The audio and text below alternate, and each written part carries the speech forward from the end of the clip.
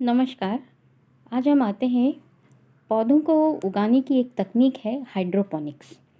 तो हाइड्रोपोनिक्स यानी कि पानी में पौधों को लगाना। अब ये तकनीक क्या है कि हाइड्रोपोनिक्स को इस विधि में फसल को खेतों में लगाए बिना मतलब सॉइल लेस कल्चर कहा जाता है इसको, मृदा विहीन खेती कि पौधों को फसल मतलब इस विधि में हम क्या करते हैं, फसल को खेतों में लगाए बिना केवल पानी में पोषक तत्वों के साथ उगाया जाता है। तो इसको हम कहते हैं सॉइल लेस कल्चर, क्योंकि यहाँ पर मिट्टी का उपयोग नहीं किया जाता है, इसलिए मृदा विहीन खेती भी इसको कहा जाता है और जलीय कृषि भी कहा जाता है। यह विधि इस सिद्धांत पर आधारित है कि समस्त स्थलीय पादप आवश्यक खनिज पदार्थों की प्राप्ति सॉइल से रूट द्वारा करते हैं।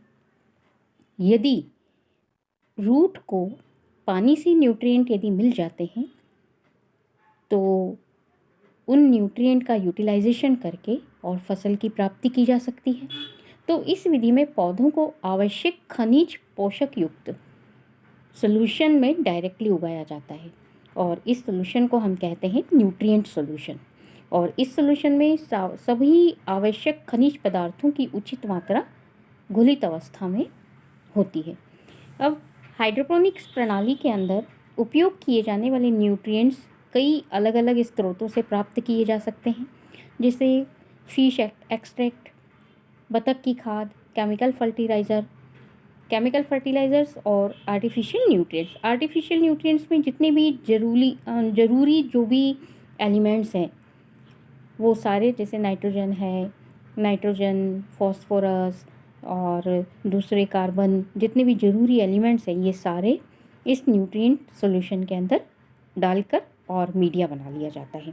तो न्यूट्रिएंट मीडिया आमतौर पर इस तरह से हम बना लेते हैं, इनऑर्गेनिक कंटेंट्स को मिलाकर, इनऑर्गेनिक केमिकल्स को मिलाकर सभी की एक निश्चित क्वांटिटी में इनको मिलाया जाता है और मिलाकर और न्यूट्रिएंट सॉल्यूशन बना लिया जाता है। ये न्यूट्रिएंट अब पौधों को लगाने के लिए हमने ये न्यूट्रिएंट सॉल्यूशन तो मिला दिया, अब पौधों को लगाने के लिए हम क्या करते हैं, न्यूट्रिएंट सॉल्यूशन को अक्रिय पात्रों में रखा जाता है, मतलब कंटेनर में रखा जाता है। तो ये कंटेनर किस तरह के बने हुए होते हैं, क्योंकि यदि ये किसी तरह से कोई रिएक्शन करते हैं, सॉल्यूशन यदि उन जो कंटेनर है उनसे यदि किसी तरह का रिएक्शन होता है तो पौधों के लिए नुकसान होता है। तो इन जो कंटेनर हैं ये या तो बोरोसिलिकेट के बने हुए होते हैं या नेचुरल पॉलीइथिलीन के बने होना चाहिए। और पौधों को जो हम लगाते हैं तो ये इन कंटेनर में जो एक सामान्य सी विधि है कि इन कंटेनर में इस न्यूट्रिएंट सॉल्यूशन को डाल दिया जाता है और इनके ऊपर एक लिड रखते हैं जिसके ऊपर छेद बना हुआ होता है और उस छेद के द्वारा होल होता है और उस होल के द्वारा हम उस पौधे को नीचे की तरफ सॉल्यूशन में लटका देते हैं। एरेशन के लिए लिड के ऊपर हम एक मुड़ी हुई एल शेप की ग्लास ट्यूब लगा देते हैं और ताकि बाहर से एयर जो है वो अंदर की तरफ प्रवेश कर सके। ये इस तरह से पौधों को, ये जो यहाँ पर आप देख रहे हैं ये ये जो पाइप की तरह लिया हुआ है ये कंटेनर, इसके अंदर और ये एरेशन के लिए ये पाइप लगा रखी है और ये सारा जो है इलेक्ट्रिक मोटर से कनेक्ट किया हुआ होता है जिससे कि पानी का फ्लो बना रहे और ये इस तरह से ये खेती हो। प्लांट यहाँ पर ये होल है, ये इस होल में लगा दिए जाते हैं। छोटे छोटे से प्लांट पहले ग्रो कर लिए जाते हैं और फिर उनके अंदर इन जो न्यूट्रिएंट सॉल्यूशन वाले जो कंटेनर है इनमें लगा दिए जाते हैं। तो ये प्लांट इस तरह से ग्रो हो जाते हैं। ये इस तरह से ये कैप्सिकम की खेती यहाँ पर की गई है ये न्यूट्रिएंट सॉल्यूशन के अंदर। इसके बाद इसकी जो हिस्ट्री है कि ये इसकी शुरुआत कैसे हुई, तो मिट्टी के बिना जो बढ़ते स्थलीय पौधे हैं इन पे सर्वप्रथम 1627 में फ्रांसीसी बेकन ने एक ए नेचुरल हिस्ट्री नामक बुक के अंदर प्रकाशित किया था। उसके बाद हाइड्रोपोनिक्स एक लोकप्रिय तकनीक बन गई।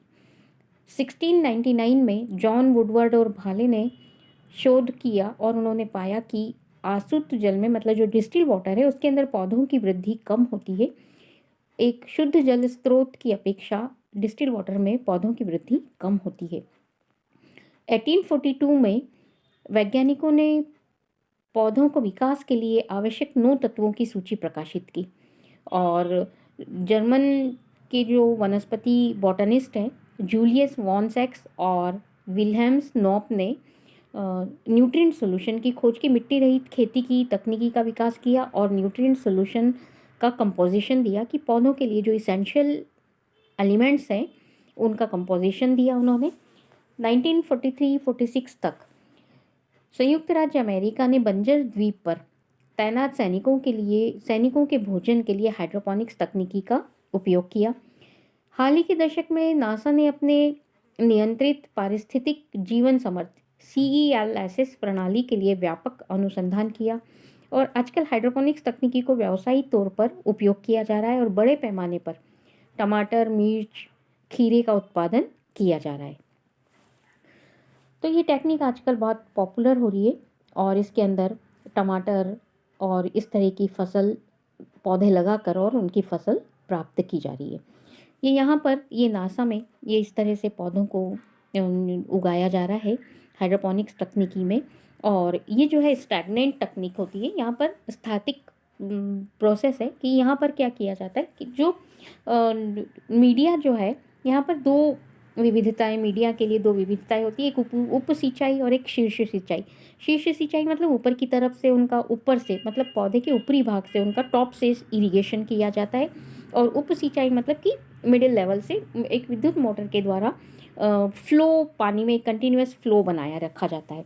तो सभी टेक्निकी के लिए हाइड्रोपोनिक्स जो कंटेनर है वो प्लास्टिक के बने होते हैं या फिर कंक्रीट, कांच, धातु, वनस्पति ठोस या फिर लकड़ी सहित अन्य सामग्रियों का उपयोग किया जाता है। न्यूट्रिएंट सॉल्यूशन में एल्गी व फंजाई की ग्रोथ को रोकने के लिए मतलब ये जो हम जिन पात्रों के अंदर यदि मान लो वो बोरोसिलिकेट के पात्र हैं या फिर प्लास्टिक के ट्रांसपेरेंट कंटेनर हैं तो उनके अंदर क्या होगा कि जब सनलाइट लगती है तो एल्गी और फंगस, एल्गी की स्पेशली एल्गी की ग्रोथ हो जाती है। तो इन एल्गी की इन और जो फिर पौधों को नुकसान पहुंचाएगी जो भी हम फसल उसमें लगाएंगे। तो एल्गी की ग्रोथ के लिए को रोकने के लिए हम कंटेनर को क्या करेंगे, लाइट से दूर रखा जाता है। लाइट से दूर रखने के लिए यानी कि उसके ऊपर या तो काले कलर का कपड़ा लगा दिया जाता है बाहर की तरफ से या फिर काले कलर के पेपर से उनको रैप कर दिया जाता है और इन कंटेनर को इस तरह से हम इनको लाइट से दूर रखते हैं। अब न्यूट्रिएंट सॉल्यूशन इनके अंदर डाला जाता है और एरेशन के लिए एक पाइप लगा दी जाती है। आमतौर पर एरेशन के लिए पाइप लगा दी जाती है और यदि अनएरेटेड हो तो सॉल्यूशन का स्तर हम कम रखते हैं कंटेनर में ताकि रूट जो है वो सॉल्यूशन के ऊपर आ जाए, मतलब अंदर की तरफ डीप ना हो। जब लैटरल रूट्स निकले तो वो ऊपर की तरफ फैल जाए, पानी की सतह पे फैल जाए और जिससे कि उनको पर्याप्त रूप से ऑक्सीजन मिल सके।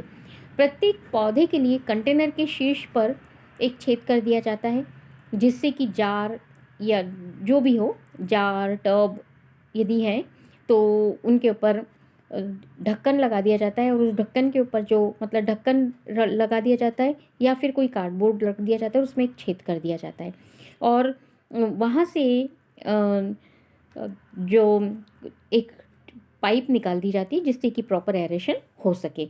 और कंटेनर को लाइट से बचाने के लिए या तो एल्यूमिनियम शीट या ब्लैक प्लास्टिक, जैसा कि अभी मैंने आपको बताया कि ब्लैक पेपर या ब्लैक प्लास्टिक, इनसे कवर कर दिया जाता है।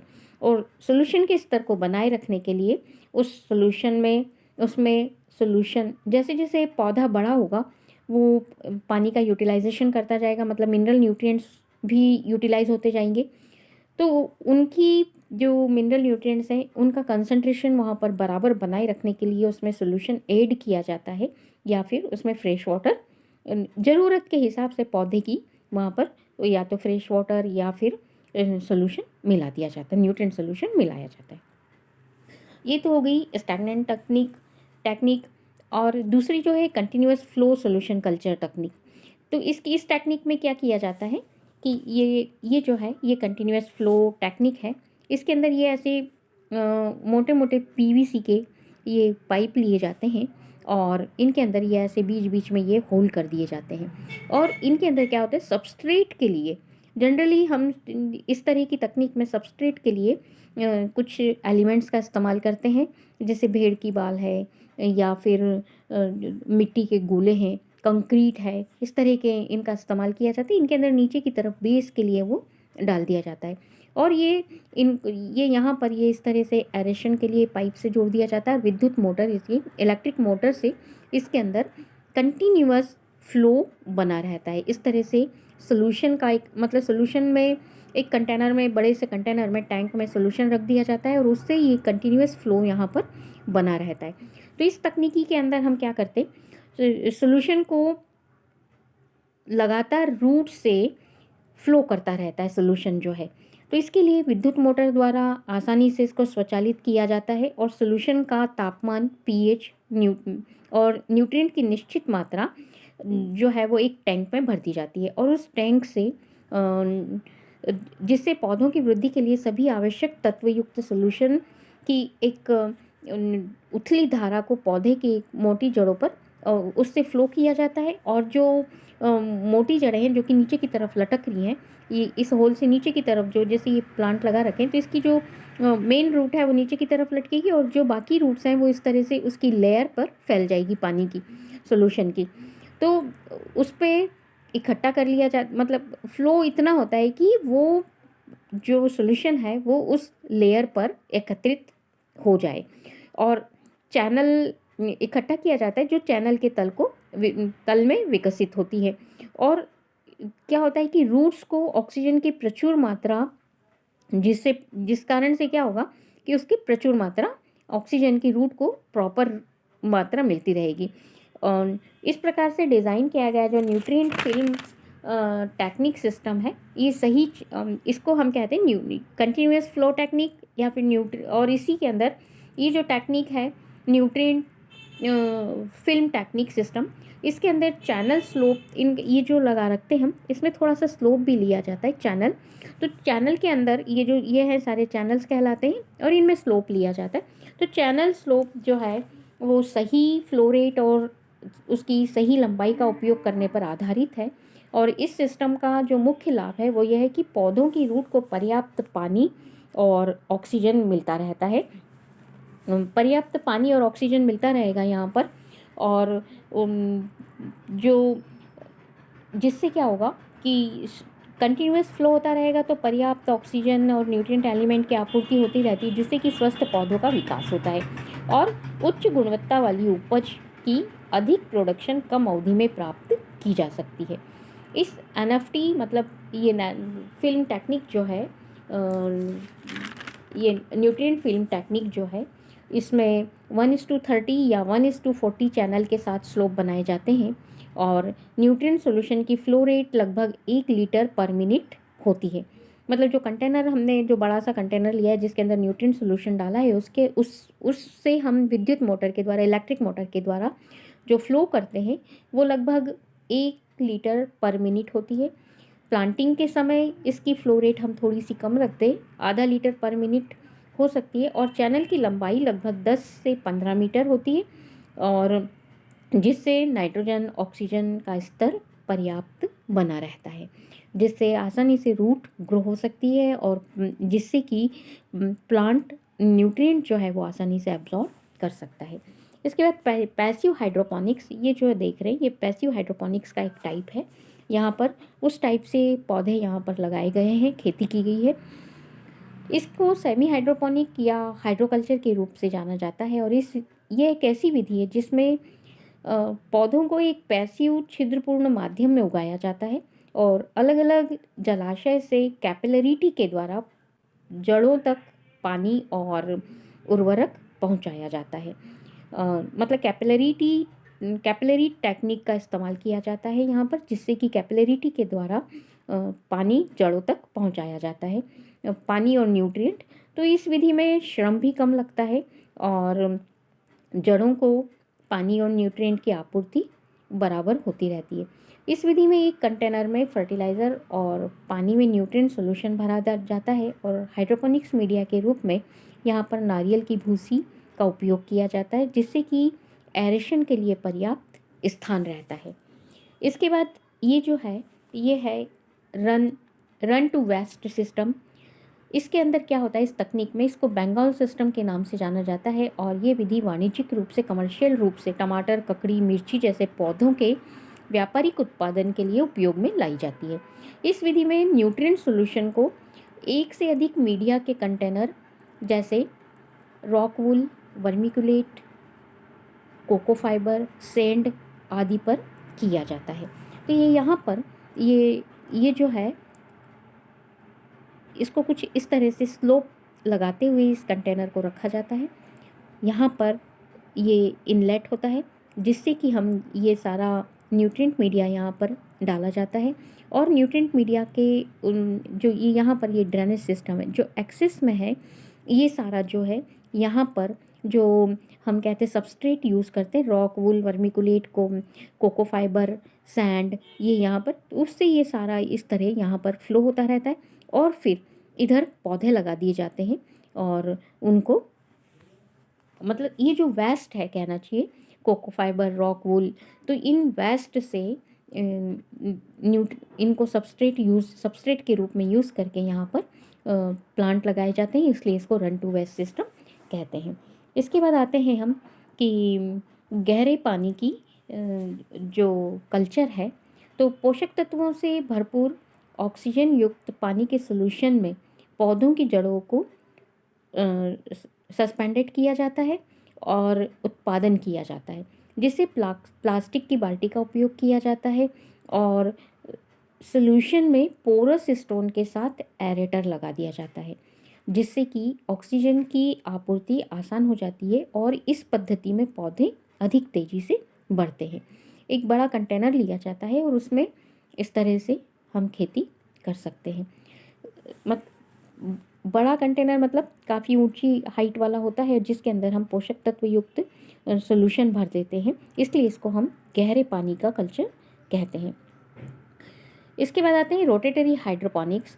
रोटेटरी हाइड्रोपोनिक्स में यहाँ पर जो फ्लावर की व्यापारिक उत्पादन किया जाता है उसमें इस विधि का उपयोग किया जाता है और इस शैली के अंदर एक गोलाकार फ्रेम के भीतर बनाई जाती है और जो पौधे के पूरे विकास क्रम के दौरान लगातार घूमता है और सूर्य के प्रकाश की तीव्रता के आधार पर इसको डिज़ाइन किया गया है।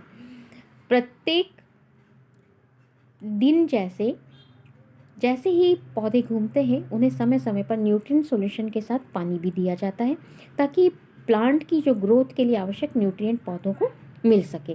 तो इस तकनीकी के द्वारा हम फ्लावर का कमर्शियल रूप से प्रोडक्शन करते हैं। इसके बाद top fat deep water culture. इस तकनीकी में पौधों को रूट जोन तक सीधे अत्यधिक ऑक्सीजन युक्त पोषक तत्वों वाले घोल में घोल दिए जाते हैं और पानी को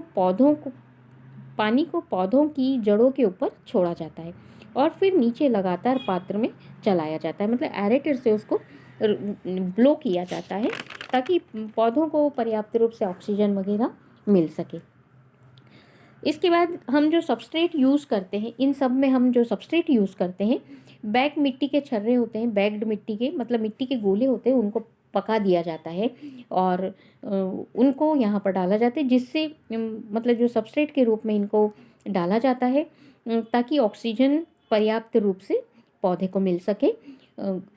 ग्रो स्टोन ग्लास के कचरे से बना हुआ होता है। कोकोनट कॉयर, चावल की भूसी, पोरलाइट एक ज्वालामुखी चट्टान है जिससे बहुत हल्के कांच के कंकड़ के रूप में सुपरहीट किया जाता है। वर्मिकुलेट, रेत, रॉक ऊन इत्यादि का उपयोग किया जाता है।